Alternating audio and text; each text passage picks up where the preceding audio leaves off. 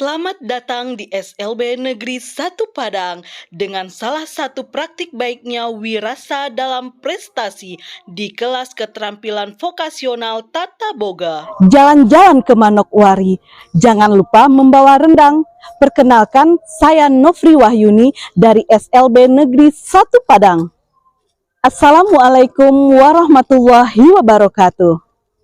Bapak Ibu, guru hebat. Dalam video kali ini, saya akan membagikan praktik baik saya dalam pembelajaran berdiferensiasi sebagai guru keterampilan vokasional Tata Boga yang mendampingi anak-anak istimewa dengan hambatan intelektual dan hambatan pendengaran. Kehadiran anak berkebutuhan khusus sering membuat orang tua khawatir dengan kemandirian anaknya di saat mereka telah tiada nanti. Di kelas keterampilan Tata Boga, murid masih belum memiliki kepercayaan diri yang baik, serta memiliki motivasi belajar yang rendah untuk membuat produk yang sesuai dengan selera pasar hingga memasarkannya. Dengan kata lain, belum satu pun murid yang memiliki minat dan kemampuan untuk mandiri serta berwirausaha. Hal inilah yang memotivasi saya untuk melakukan sebuah inovasi pembelajaran yang dikemas dalam pembelajaran berdiferensiasi. Wirasa dalam prestasi, wirausaha anak istimewa dalam pembelajaran berdiferensiasi, Tata Boga beraksi. Wirasa dalam prestasi adalah sebuah inovasi pembelajaran yang memberikan keterampilan berwirausaha dalam pembelajaran Tata Boga berdiferensiasi. Sebagai guru, saya memandang penting untuk membekali keterampilan Tata Boga yang kontekstual bagi murid sebagai bekal berwirausaha untuk mereka. Tantangan besar bagi saya dalam melakukan praktik baik ini adalah meningkatkan jiwa wirausaha murid dengan hambatan intelektual dan hambatan pendengaran. Pembelajaran wirasa dan prestasi merupakan paket komplit dari 3 rangkaian aktivitas pembelajaran diferensiasi yang saling berkaitan dalam mengembangkan kemampuan kewirausahaan murid dengan hambatan intelektual dan hambatan pendengaran, yaitu membuat cake, membuat minuman dingin es jeli mangga, dan membuat cookies rumah gadang. Saya mengangkat ketiga aktivitas ini karena memang ketiga-tiganya bisa mereka terapkan sebagai modal berwirausaha di lingkungan sekitar mereka. Jadi, tidak hanya untuk belajar di sekolah saja. Langkah pertama yang saya lakukan dalam menghadapi tantangan ini adalah melakukan asesmen diagnostik untuk mengetahui karakteristik, minat, dan kebutuhan serta kemampuan awal murid.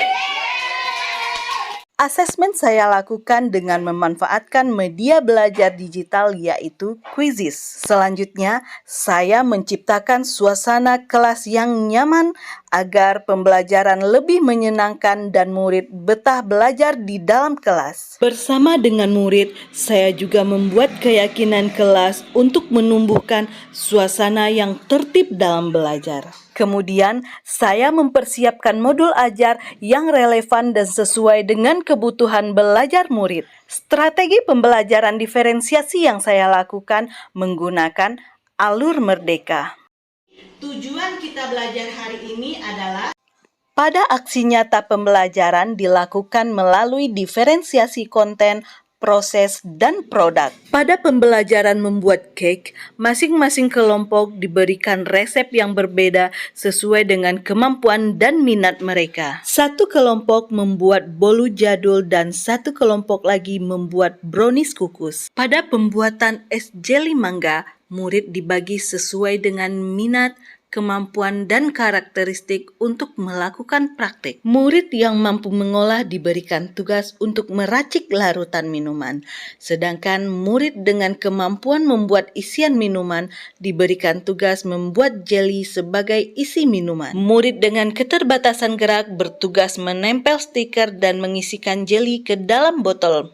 Secara berkolaborasi, murid menyelesaikan pengemasan minuman sehingga menjadi sebuah produk minuman yang mempunyai daya jual. Pada pembuatan cookies rumah gadang, murid dibagi menjadi 2 kelompok sesuai dengan kemampuan mereka. Satu kelompok yang terdiri dari 2 orang membuat dan mencetak adonan kemudian memanggang cookies. Sedangkan 1 orang murid yang mempunyai jiwa seni tinggi bertugas mempersiapkan hiasan untuk cookies. Secara berkolaborasi, murid menyelesaikan proyek mereka menjadi sebuah produk yang memiliki nilai jual yang tinggi. Setelah praktik, murid melakukan pemotretan terhadap hasil produk mereka sebagai dokumen dalam mempromosikan produk agar bisa menerima pesanan nantinya. Murid juga melakukan pengeditan foto agar lebih menarik untuk dipromosikan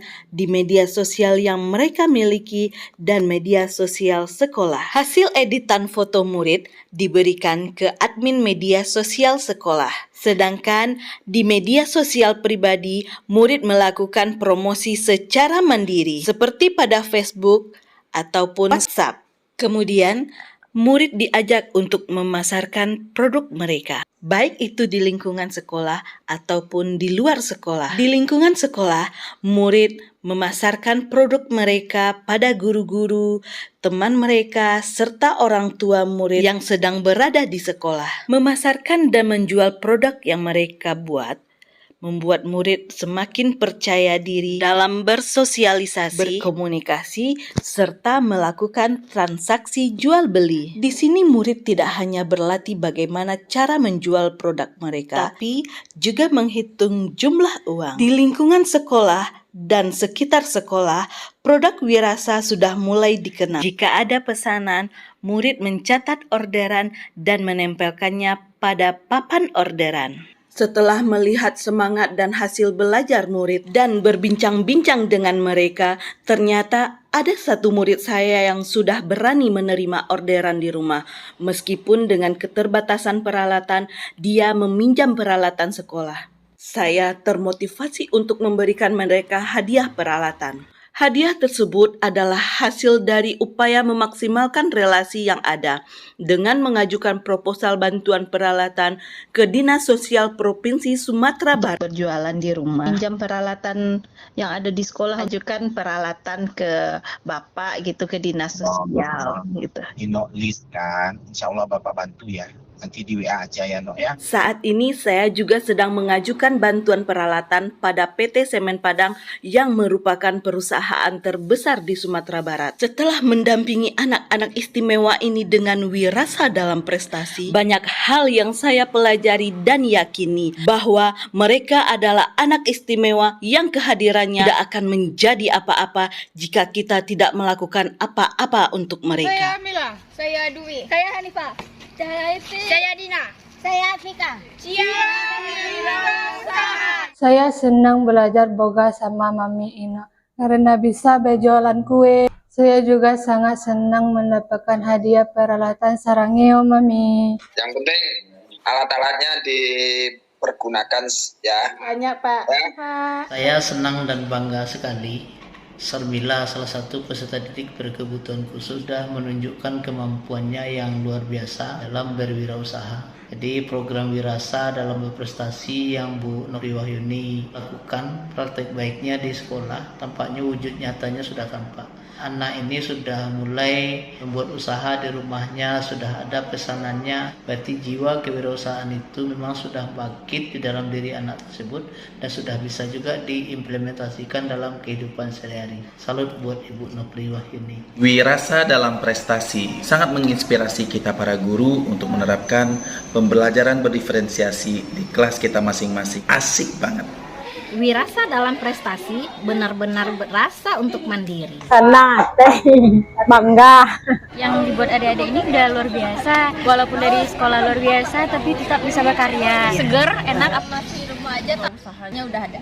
Semangat. Bapak Ibu guru hebat, ternyata anak berkebutuhan khusus juga bisa mandiri dan berwirausaha, bukan? Asalkan kita memberikan pelayanan yang tepat, kesempatan, serta memberikan ruang untuk mereka berkarya. Menjadi guru adalah pilihan, bukan pelarian. Sambut tangan mereka karena mereka berhak diterima.